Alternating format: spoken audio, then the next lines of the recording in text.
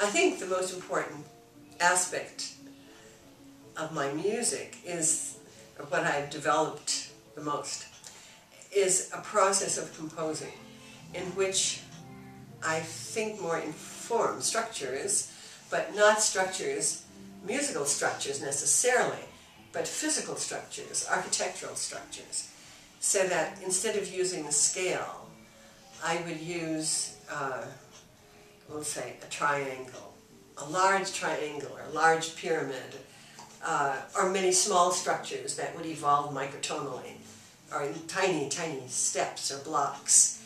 So that, because I'm a visual artist, I think this was rather natural to have done. Although I didn't begin doing this, I began more with overtones, but evolved into that. And these structures, we'll say, perhaps 4 structures that I somehow felt compelled to use for a particular piece. They were developed through many years and in different ways. So they were like sort of a germ of expressing myself.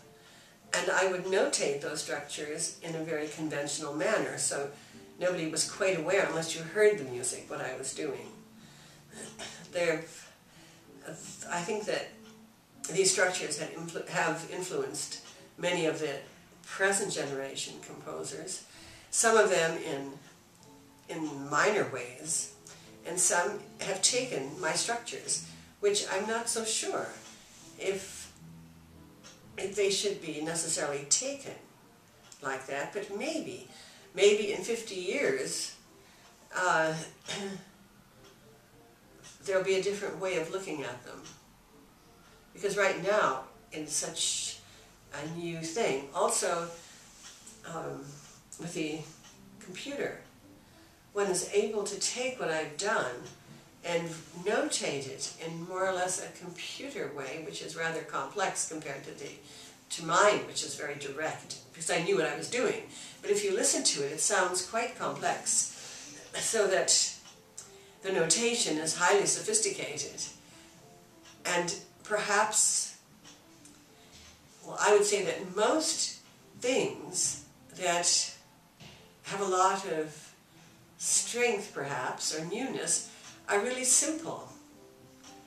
And to make them complicated is a little bit, what would you say, decadent. It's a little decadent, because the original idea is simple. I mean, if you look at Mozart, his ideas are Beethoven, they're simple. And I think the computer can make them very complex and difficult to perform even. So that, and yet, I think one of the musicologists, I think, what was his name? There's a very famous musicologist who lived before I was ever in Germany. But anyway, he was quoted as saying that throughout history, that the original pieces of music are very simple. And you can always tell those that are plagiarized or copied are more complex. So perhaps this is the rule of thumb. But anyway, there are many people who have used elements, and I think this is fine, because then the ideas that I started with, which came to me, I can't say I created them, but they come through a person, that those go on, maybe 50 years, maybe longer, and eventually they'll have a name. Now, in the book that has just come out, there's an editor named Dr. Mesmer. It says that Gloria Coates has opened the door for music of the 21st century. And it's not serial, it's not minimalist, it's not postmodern, it's none of these things, or even those that have followed. It's still more new. And it said the epoch,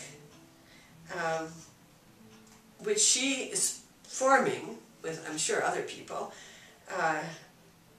someday it will have a name for it. And only the later generations will know. So this was rather nice to have that said.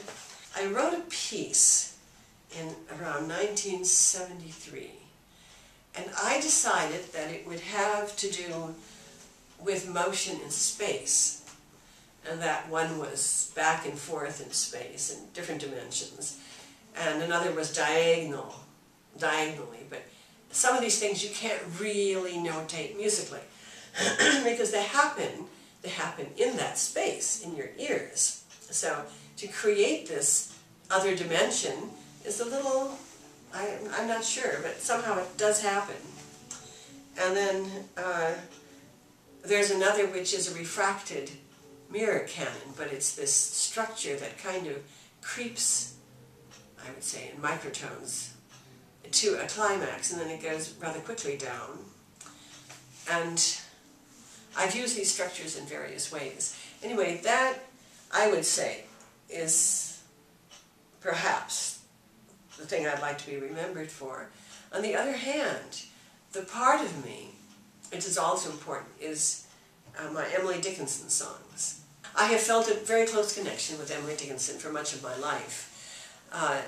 In fact, I was invited to speak about a research I had done on the relationship of Emily Dickinson's poetry and to the early German Romantic poets.